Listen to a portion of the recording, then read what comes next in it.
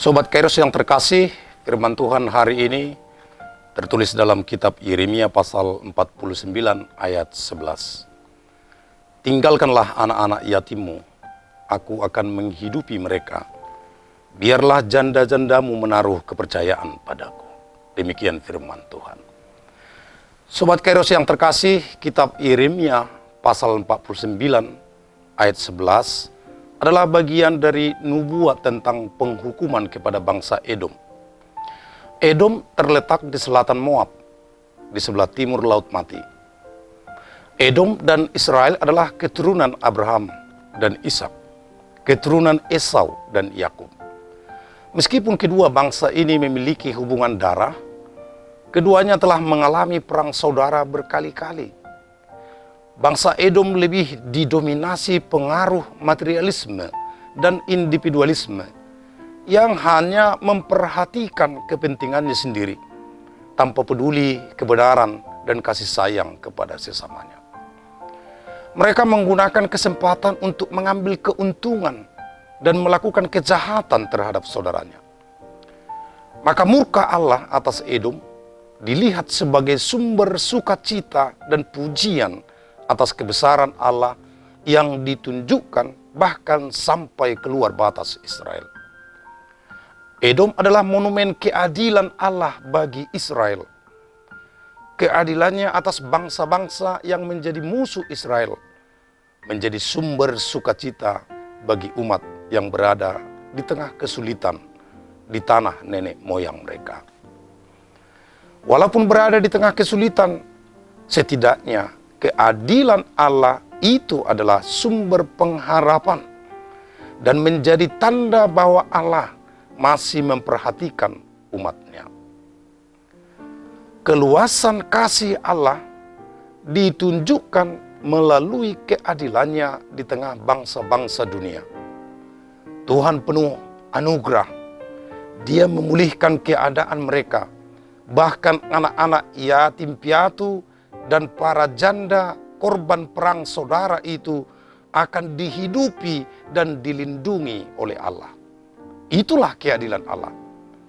Bahwa di balik hukuman Allah selalu ada belas kasihan dan anugerah Allah. Sobat Kairos yang terkasih, sesungguhnya kesombonganlah yang menjatuhkan manusia dan bangsa-bangsa pada hukuman Allah. Meskipun sebenarnya tidak ada kemampuan dan milik kita yang patut kita banggakan dan andalkan. Karena semuanya itu berasal dari Allah. Maka kemauan untuk mensyukuri semua harta, kemampuan, kuasa, dan kekuatan sebagai anugerah Allah akan memampukan kita tidak menjadi sombong atas semua yang kita miliki. Sehingga kita merasa tidak membutuhkan orang lain maupun Allah. Dalam kitab Amsal pasal 16 ayat 18 dikatakan bahwa kecongkakan mendahului kehancuran dan tinggi hati mendahului kejatuhan. Seperti apa yang dialami Edom. Ketika penghukuman Allah datang, kekuatan, kemampuan, kekayaan, dan kepandaian mereka tidak ada artinya. Tanah subur yang mereka banggakan tidak lagi mereka nikmati hasilnya. Bahkan tanahnya dibuat menjadi tandus. Dataran tinggi yang mereka yakini dapat menjamin keamanan Edom dari bahaya dan musuh mereka telah dilumpuhkan. Tidak ada satu tempat pun di Edom yang luput dari hukuman Tuhan.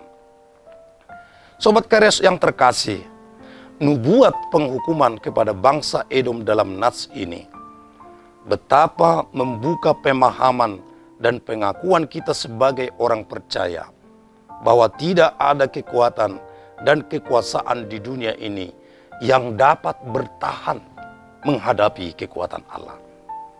Ini menjadi peringatan bagi kita untuk tidak bermain-main dengan murka Allah. Bila kita terus-menerus menuruti keinginan daging, itu berarti kita telah melawan kehendak Allah dan membangkitkan murkanya. Allah tentu akan menghukum kita. Kesombongan atau keangkuhan berkaitan dengan cara pandang kita terhadap Allah dan apa yang kita andalkan dalam hidup ini. Apakah sebagai orang percaya kepada Tuhan, kita menghormati dan mengandalkan Yesus Kristus sebagai Tuhan kita? Apakah kita percaya kepadanya sebagai Allah yang berkuasa? Kalau demikian halnya, maka kita akan ditinggikannya.